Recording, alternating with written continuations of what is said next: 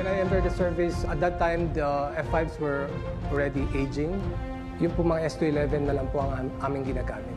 Subsonic lang siya, air-to-air, wala siyang capability.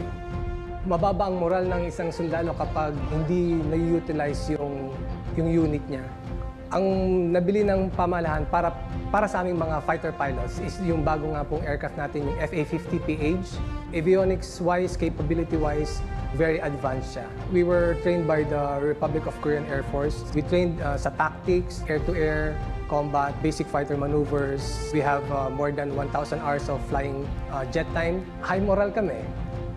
Lalong-lalo na, we can call ourselves really fighter pilots. Kung meron siya anti-corruption campaign, nakikita natin na yung perang nasi-save ay pumupunta sa mga nararapat na proyekto.